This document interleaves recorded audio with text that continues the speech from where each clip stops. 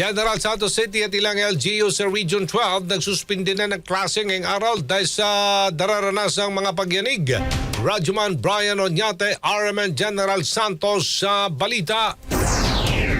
Epektibo ngayong araw, nagpalabas ng isang memorandum ang lokal na pamahalaan ng General Santos City ng pagsuspinde ng pasok sa lahat ng level, mapapubliko man at mapribadong paaralan hanggang bukas Enero 30 dahil ito sa mga naranasang serye ng mga pagyanig sa karatig na probinsya ng Sultan Kudarat. Base ito sa pinalabas ng Memorandum number 03 Series of 2026 ng LGU Gensan. Nagpalabas din ngayong umaga ng suspensyon ng klase sa mga paaralan na ang bayan ng Pulumulok, Coronadal at Surala sa probinsya ng South Cotabato. Napag-alaman na ang mga pagyanig mula sa probinsya ng Sultan Kudarat ang nararamdaman din sa mga karatig ng munisipyo at syudad, kung kaya't pinapayuhan din ng mga nasabing mga LGU ang kanilang mga kababayan na maging alerto at inihanda nila ang kanilang mga ahensya kung sakaling man na may mga malalakas panalindol at aftershocks. At ngayong araw naman sa may Sultan Kudarat, sinuspende ang trabaho at pasok ng mga estudyante sa buong probinsya dahil na rin sa naranasang mga pagyanig. Kasama mo sa RMN General Santos, Radyoman Brian Oñate, Tatak RMN.